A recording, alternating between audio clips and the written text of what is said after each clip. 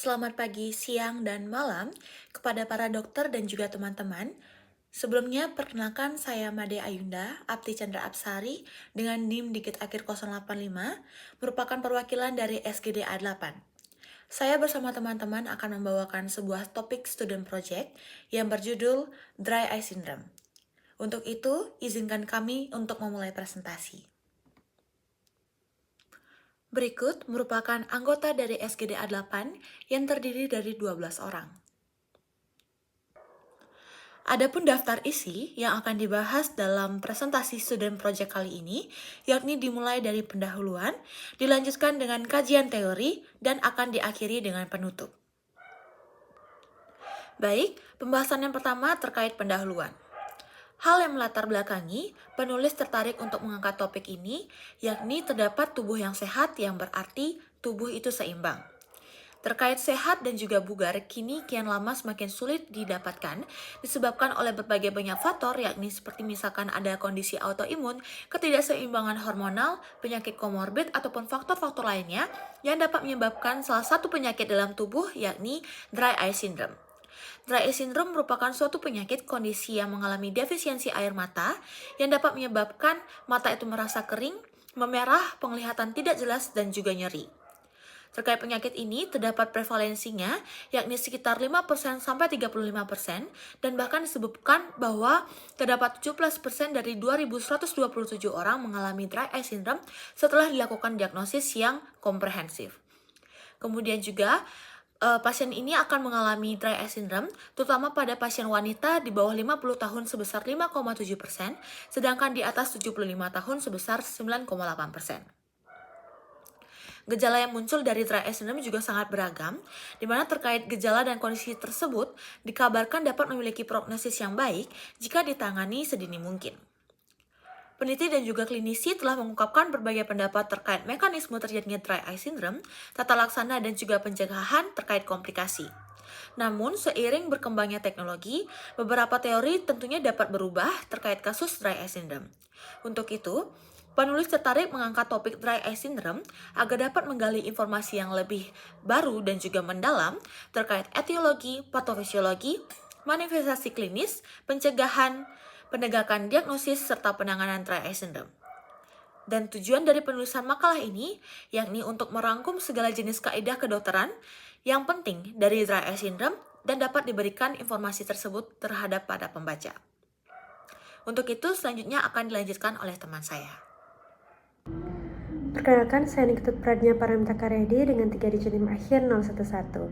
Izin untuk menjelaskan dari rumusan masalah. Yang pertama, apakah definisi dari dry eye syndrome? Yang kedua, bagaimana epidemiologi dari dry eye syndrome? Yang ketiga, bagaimana etiologi dari dry eye syndrome? Yang keempat, bagaimana patofisiologi dari dry eye syndrome? Yang kelima, bagaimana manifestasi klinis dari dry eye syndrome? Yang keenam, bagaimana diagnosis dari dry eye syndrome? Yang ketujuh, apa diagnosis banding dari dry eye syndrome? Dan yang kedelapan, bagaimana tata laksana dari dry eye syndrome?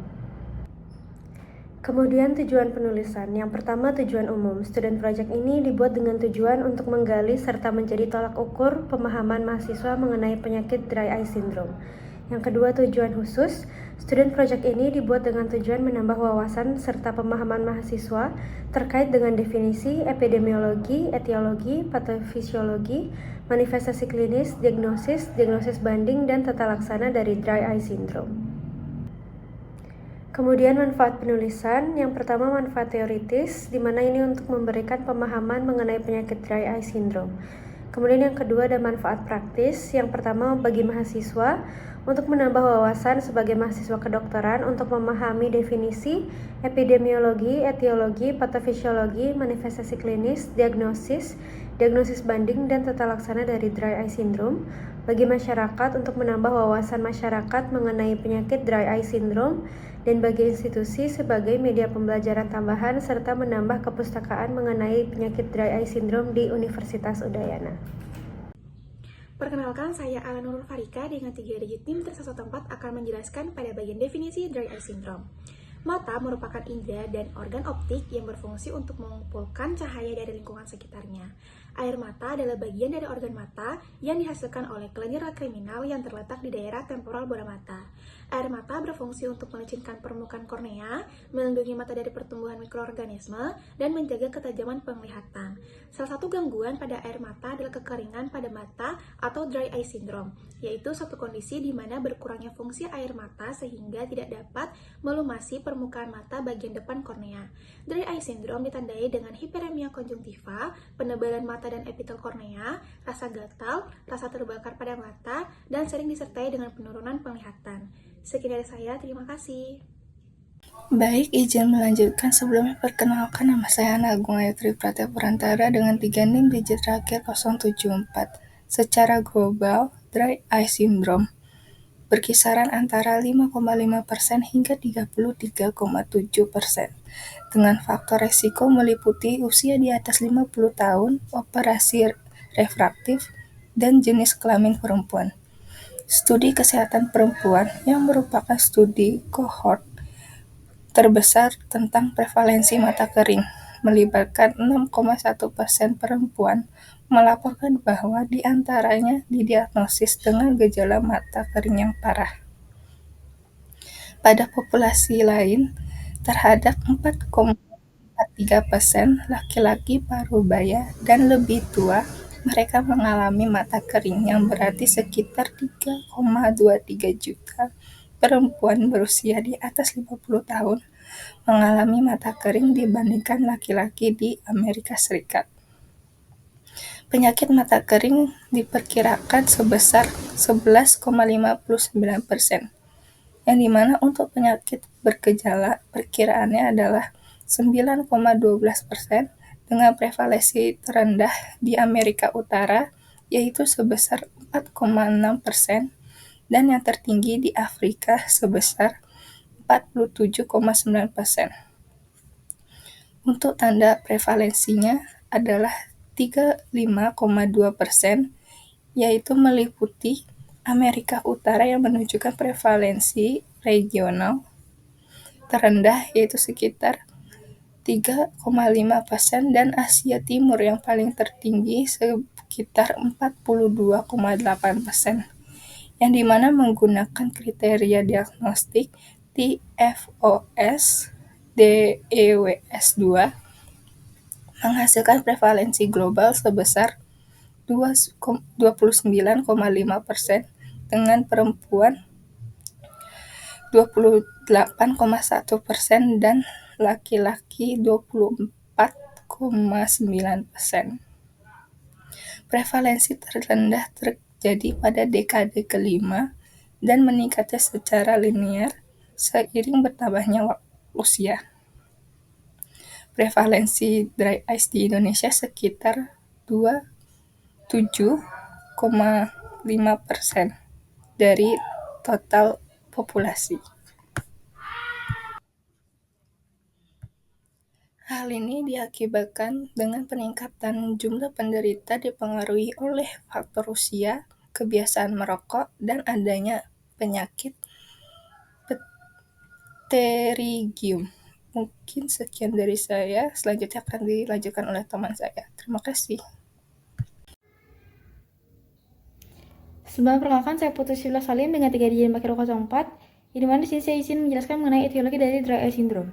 Yang dimana di sini terdapat 2 klasifikasi utama, yaitu yang pertama akibat dari defisiensi cairan, dan yang kedua akibat dari penguapan yang dapat menyebabkan hiperosmolaritas air mata, oleh karena terjadinya penurunan aliran air mata akibat kegagalan kerja dari kelenjar lakrimal, dan juga peningkatan dari penguapan cairan air mata.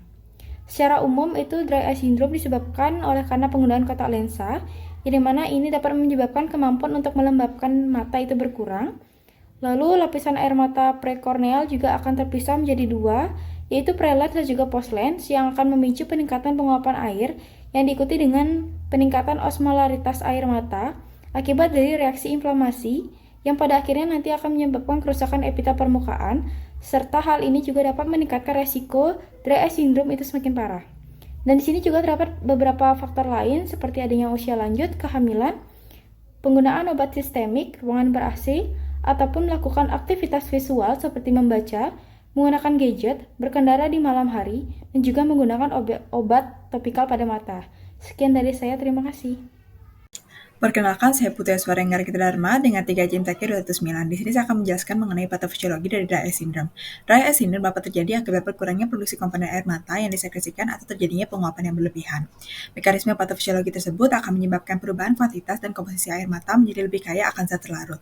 Peningkatan osmolaritas dapat timbul akibat aliran air yang rendah atau penguapan film air mata yang berlebihan yang menyebabkan kerusakan pada sel epitel dari konjungtiva dan juga kornea. Sel goblet yang menghasilkan komponen mukosa normal air mata dapat menginduksi reaksi inflamasi pada seluruh permukaan mata. Perubahan tersebut akan terus terjadi sehingga akan memperburuk kondisi DED serta akan menentukan proses kronikisasi dengan kerusakan serabut saraf yang akan menghantarkan rangsangan ke kelenjar lakimer utama untuk produksi lapisan air mata. Sekian yang dapat saya sampaikan, akan dilanjutkan oleh rekan saya. Terima kasih. Perkenalkan, saya Hayat Bagus Pelakir Anda dengan NIM 3 Dikit 33. Di sini saya akan menjelaskan mengenai manifestasi klinis dari dry eye syndrome. Jadi, manifestasi klinis dari dry eye syndrome ini sangatlah beragam, dari manifestasi ringan hingga berat. Nah, manifestasi klinis dari dry eye syndrome ini meliputi kemerahan pada bola mata, kaburnya pandangan seperti adanya rasa silau atau halau di sekitar sumber cahaya di malam hari, sensasi menyengat atau terbakar atau tertekan pada bola mata, sensasi berpasir pada bola mata, epifora atau mata berair sebagai akibat dari iritasi yang disebabkan oleh keringnya bola mata. Jadi pada bagian belakang bola mata atau sekitar orbita, adanya fluktuasi penglihatan dan berdampak pada kesulitan dalam membaca, kesulitan dalam membuka kelopak mata, berkedip berlebihan, mata lelah yang membaik setelah menutup kelopak mata, dan tidak mampu untuk memproduksi air mata pada kondisi dry eye syndrome yang lebih berat lagi. Baik, sebelumnya perkenalkan, saya Kendra Navia Pradika dengan 3 digit terakhir 186. Di sini saya akan menjelaskan mengenai bagaimana diagnosis dari dry eye syndrome. Jadi yang pertama, sesuai dari bagian yang sudah tertera, itu ada bagian simptomatik dan juga asimptomatik. Saya akan jelaskan pada bagian simptomatik terlebih dahulu. Jadi pada bagian simptomatik itu akan dibagi menjadi 2, itu no sign dan juga ada yang menunjukkan tanda-tanda penyakit mata. Untuk no sign-nya itu akan dibagi menjadi 2, gejala tanpa tanda-tanda itu preclinical state dan juga neuropathic pain non OSD. Dan itu untuk treatmentnya dari neuropathic pain atau non-OSD itu lebih ke manajemen dari pain-nya itu tadi. Lalu untuk yang symptoms without sign itu preclinical state itu treatmentnya itu observe dan juga preventive therapy. Lalu untuk pada bagian simptomatik dengan tanda-tanda penyakit mata itu apakah ada differential diagnosis dan juga untuk manajemen dari terapinya itu manajemen dari penyakitnya itu sendiri dan juga differential diagnosis itu sendiri. Sebelum dari itu kita akan dilakukan triage terlebih dahulu dengan anamnesis, apakah itu benar-benar dari diagnosis dari DI disease atau tidak. Lalu pada bagian asimptomatik ini dibagi menjadi 2, yaitu no sign dan juga sign of ocular surface disease, itu tanda-tanda penyakit mata. Untuk no sign-nya sendiri itu apabila normal tidak ada treatment apapun. Apabila adanya tanda-tanda itu dibagi menjadi 2, yaitu signs without symptom dan juga neuropathic condition. Dan untuk neuropathic condition itu dysfunctional sensation, itu sign indicatingnya itu ada manajemen dari DED required. Dan juga sign without symptomnya itu predisposition to dry eye, itu manajemennya itu preventif dari penyakit itu pre-surgery. Sekian dari saya, terima kasih. Izin melanjutkan dari rekan saya. Sebelumnya perkenalkan, saya Anissa Mutiara Nada dengan NIM 122. Di sini saya akan menyampaikan mengenai diagnosis banding dari dry eye syndrome. Jadi untuk yang pertama ada konjungtivitis, di mana ini untuk penyebabnya adalah alergi, bakteri, virus ataupun parasit dengan manifestasi klinis, sensasi terbakar pada mata, kemudian rasa mengganjal, mata merah dan juga berair. Kemudian ada blefaritis, penyebabnya adalah bakteri dengan manifestasi klinis rasa terbakar, gatal, rasa mengganjal, terjadi penguapan air mata, pembengkakan kelopak mata. Lalu selanjutnya adalah SJS. Di sini untuk penyebabnya adalah alergi, infeksi HIV dan juga jaringan prekanker. Untuk manifestasi klinisnya adalah mata kering, iritasi, gangguan permukaan mata. Kemudian yang terakhir adalah keratopati bullosa. Untuk penyebabnya adalah lapisan luar kornea mengalami kerusakan dengan manifestasi klinis, mata kering, iritasi, rasa tidak nyaman pada mata. Baik, sekian dari saya, akan dilanjutkan oleh rekan saya. Terima kasih. Baik, sebelumnya perkenalkan saya Nita Purnama dengan NIM terakhir 144, izin untuk melanjutkan dari rekan sebelumnya terkait tata laksana dry eye syndrome, yang dimana untuk tata laksana sangat bervariasi sesuai dengan tingkat keparahan pasien, tetapi dapat kita mulai dari edukasi pasien terkait dry eye syndrome ini merupakan penyakit yang kronis, sehingga gejala yang muncul tidak langsung tetapi secara bertahap. Di samping itu juga kita perlu mengedukasi pasien terkait pola gaya hidup yang sehat, kebersihan mata, maupun faktor yang mungkin menjadi resiko dari dry eye syndrome. Nah, selanjutnya pengobatan dapat menggunakan atrial thrust yang tidak mengandung pengawet atau benzokalium klorida, tetapi mengandung lipid yang bertujuan untuk menghasilkan peningkatan fungsi kelenjar Meibon. Nah, sementara untuk dry eye yang parah dapat digunakan tetes mata serum yang namanya autologous yang dibuat dari serum pasien sendiri dalam konsentrasi 20% hingga 100%. Selanjutnya, apabila mata kering cukup parah yang terdapat reaksi inflamasi, itu seringkali subklinis pada permukaan mata dan juga kelenjar lacrimal, itu dapat menggunakan pengobatan antiinflamasi seperti kortikosteroid topikal, siklosporin, dan juga tetrasiklin. Namun untuk kortikosteroid ini tidak dapat digunakan dalam jangka waktu yang panjang, dan juga untuk tetrasiklin ini digunakan dosisnya akan dikurangi secara bertahap selama pemakaian. Nah, namun apabila kondisi sudah parah seperti dry eye yang tidak responsif lagi terhadap pengobatan-pengobatan yang sebelumnya, itu dapat dilakukan pembedahan yang namanya pembedahan, yaitu punctal plug. Oke, sekian dari saya kembalikan ke rekan saya. Terima kasih. Baik, terima kasih atas kesempatannya. Sebelumnya perkenalkan, saya Ana Agung Putu Desiliana Dewi dengan 3 digit NIM akhir 046. Izin untuk melanjutkan materi terkait dengan kesimpulan. Jadi, dry eye syndrome merupakan kondisi air mata yang tidak dapat melumasi permukaan mata bagian depan kornea. Prevalensi dry eye syndrome di Indonesia sekitar 27,5% dari total populasi. Klasifikasi utama dry eye syndrome yaitu akibat defisiensi cairan dan akibat penguapan berlebihan pada air mata. Mekanisme patofisiologinya yaitu peningkatan osmolaritas akibat aliran air yang rendah atau penguapan air mata yang berlebihan, sehingga menyebabkan kerusakan pada sel epitel dari konjungtiva dan juga kornea. Sel goblet dapat menginduksi reaksi inflamasi terus-menerus hingga memperburuk kondisi pasien dan menyebabkan kerusakan serabut saraf hingga penurunan kualitas hidup. Manifestasi klinis dari dry eye syndrome meliputi kemerahan, pandangan kabur, sensasi terbakar dan berpasir, epifora atau mata berair, kesulitan membaca dan membuka kelopak mata, serta tidak mampu memproduksi air mata. Banyak kondisi yang menimbulkan hal tersebut seperti konjungtivitis, blefaritis anterior, serta keratopati bullosa. Tata laksana dry eye syndrome sangat bervariasi sesuai dengan tingkat keparahannya. Mulai dari edukasi hingga pengobatan dengan artificial tears, dry eye syndrome yang parah dapat menggunakan tetes mata serum autologus dari serum pasien sendiri dalam konsentrasi 20% hingga 100%. Apabila disertai inflamasi, maka diperlukan pengobatan antiinflamasi seperti kortikosteroid topikal, siklosporin topikal A, tetrasiklin, dan azitromisin. Baik, mungkin sekian yang dapat saya sampaikan. Selanjutnya akan dibawakan oleh teman saya. Terima kasih. Baik, saya mohon izin melanjutkan ke saran. Sebelumnya, perkenalkan nama saya Bagus Suryabawa dengan 3 digit NIM terakhir 239. Nah, jadi dry eye syndrome ini merupakan penyakit yang paling sering dijumpai di klinik. Nah, penyakit ini dapat menjangkit segala jenis usia, maka dari itu berarti diperlukan deteksi dini dan pencegahan yang merupakan salah satu kunci dalam meningkatkan harapan sembuh dari pasien. Nah, penelitian lebih lanjut juga diperlukan untuk menangani dry eye syndrome dengan lebih efisien, mengurangi angka morbiditas dan mortalitas, serta meningkatkan hasil dari terapi. Demikianlah terkait presentasi dari SGDA 8 yang membawakan judul terkait student project yakni Dry Eye Syndrome.